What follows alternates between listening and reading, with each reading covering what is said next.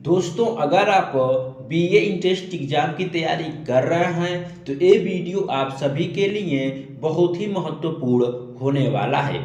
आज के इस वीडियो में आप सभी से बीए इंट्रेंस एग्जाम से जुड़े 25 इम्पोर्टेंट सवाल पूछे जाएंगे और उनके आंसर भी आपको बताए जाएंगे। तो आइए इस वीडियो को अब शुरू करते हैं। आज का आपका पहला प्रश्न हो जाएगा दोस्तों, लगान का प्रतिष्ठित सिद्धांत के प्रतिपादक हैं। ऑप्शन नंबर आपका ए होगा रिकार्डो, बी होगा माल्थस, सी होगा पिगू, डी मार्शल। तो दोस्तों आपको क्या करना है, क्वेश्चन और जो आंसर दिया हुआ विकल्प चारों उसको अच्छे से देखना है, ठीक है। तो 26 का क्या होगा सही आंसर? सही आंसर होगा आपका ए रिकार्डो, ठीक है। अगला प्रश्न देखेंगे हम लोग, एकाधिकारी बाजार में उत्पादक का नियंत्रण होता है। सही आंसर क्या होगा दोस्तों? आपके पास 4 विकल्प मिल जाते हैं, चारों विकल्प आप लोग अच्छे से देखिए। अगर आपको आंसर आएगा तो नीचे कमेंट करके भी आप बता सकते हैं, ठीक है। तो 27 का क्या होगा?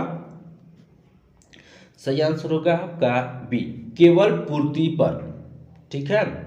उसके बाद आपका अगला प्रश्न देखेंगे हम लोग 28, एक क्रेताधिकारी बाजार में किसका प्रभुत्व होता है? 28 का बताइए आप लोग। तो सही आंसर होगा आपका बी क्रेता का, ठीक है।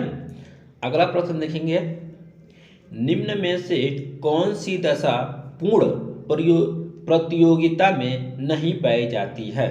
निम्न में से कौन सी दशा पूर्ण प्रतियोगिता में नहीं पाई जाती है?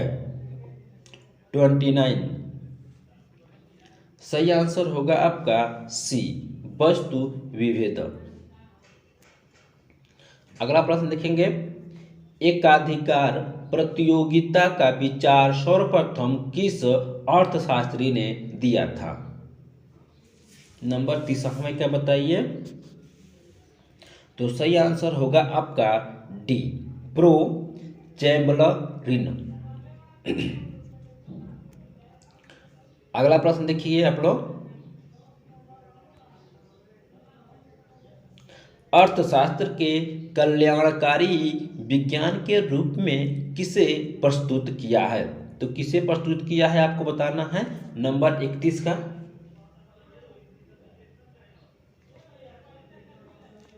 इसका सही आंसर होगा आपका सी पिगू ने। जो भी आंसर आपको आएगा दोस्तों नीचे कमेंट करते रहिएगा, ठीक है। इससे क्या होता है, कमेंट करते हैं तो वो आंसर आपको कभी भी भूलेगा नहीं। मैं तो यहाँ पे आपको आंसर बताऊंगा ही बताऊंगा, लेकिन आप क्वेश्चन देखिए अच्छे से, चारों विकल्प देखिए, आपको जो आंसर सही लगेगा नीचे कमेंट करना मत भूलिए, ठीक है। अगला प्रश्न देखेंगे हम लोग, प्रो पिगू ने आर्थिक कल्याण को किसमें मापने की बात कही है? तो किसमें कही है? नंबर 32 देखेंगे हम लोग। तो सही आंसर होगा आपका ए मुद्रा में। अगला प्रश्न, भूमि की समग्र पूर्ति होती है। भूमि की समग्र पूर्ति होती है तो क्या होगा? नंबर 33 का सही आंसर होगा आपका बी पूर्णतः बेलोचदार। अगला प्रश्न देखेंगे हम लोग, श्रम की उत्पादकता बढ़ाने पर उसका मजदूरी स्तर क्या होगा? श्रम की उत्पादकता बढ़ाने पर उसका मजदूरी स्तर क्या होगा आपको बताना है। 34 नंबर का सही आंसर होगा आपका सी बढ़ेगा। अगर कोई व्यक्ति काम कर रहा है और उसकी की दिहाड़ी और बढ़ा दिया जाए तो क्या होगा? बढ़ेगा ही ना, काम को बढ़ा दिया जाए तो। अगला प्रश्न देखेंगे हम लोग, निम्न में से किसे उत्पत्ति का साधन नहीं माना जाता? उत्पत्ति का साधन नहीं माना जाता। नंबर 35 पानी को, ठीक है। उसके बाद दोस्तों अगली बड़ी अपडेट नहीं, अगर यही पानी जो है कि अगर हिंदी में है तो ठीक है, अगर ये तमिलनाडु में चले जाते हैं, केरल में चले जाते हैं, उसके बाद कर्नाटक में चले जाते हैं, तो पानी की भी जो है कि पूंजी बनती है, ठीक है, क्योंकि वहाँ पानी की बहुत सारी कमी है। उसके बाद अगला प्रश्न देखेंगे हम लोग यहाँ पे, मुद्रा संकुचन, ठीक है, कारण होता है। मुद्रा संकुचन डिफ्लेक्शन कारण होता है, तो क्या होगा 36 का आपको बताना है। तो सही आंसर होगा आपका सी, माल एवं सेवाओं की पूर्ति की तुलना में मुद्रा की पूर्ति में कमी। अगला प्रश्न, जानकी जानकी रमन समिति का गठन जो है कि किस उद्देश्य से किया गया था। नंबर 37। तो सही आंसर क्या होगा इसमें बताइए आप लोग कमेंट करके फटाफट। सही आंसर होगा आपका सी, औद्योगिक वित्त की व्यवस्थाओं की जांच हेतु। अगला प्रश्न, भारत की राष्ट्रीय आय में निम्नलिखित में से किस क्षेत्र का जो है कि सर्वाधिक योगदान है। नंबर 38 का बताइए। 38 सही आंसर होगा आपका सी, तृतीयक। अगला प्रश्न देखेंगे 39, निगम का निम्नलिखित में से किसके द्वारा लगाया जाता है। निगम का निम्नलिखित में से किसके द्वारा लगाया जाता है। 39 का क्या होगा, तो सही आंसर होगा आपका इसका सी, केंद्र सरकार के द्वारा। नंबर 40 देखेंगे हम लोग, भारत में योजना व्यय मुख्यतः पूरा किया जाता है।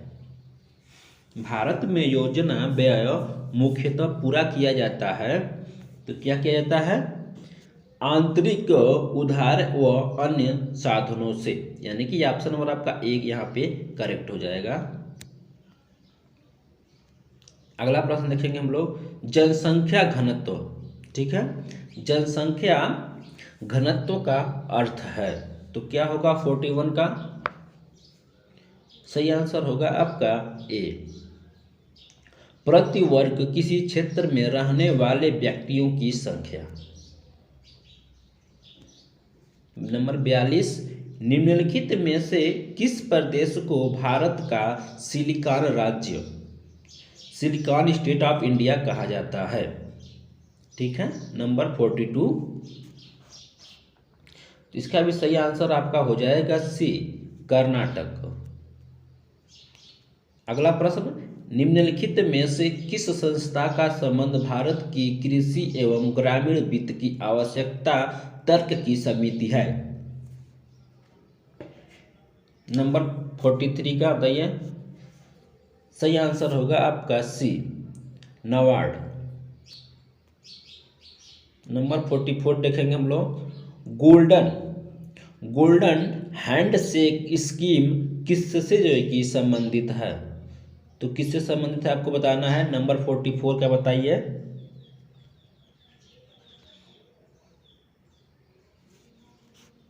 सही आंसर होगा आपका डी, स्वैच्छिक सेवानिवृत्ति।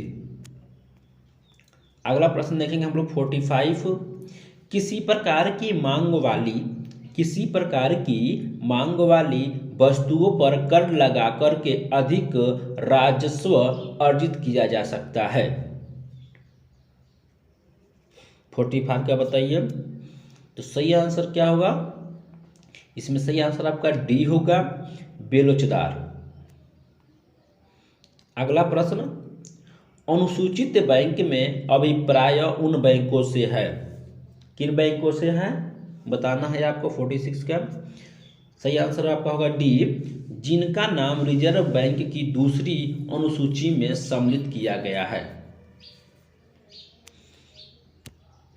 अगला प्रश्न, भारत निम्नलिखित में से किस गठन का सदस्य नहीं है। सही आंसर होगा आपका आसियान। आंसर नंबर आपका सी करेक्ट होगा।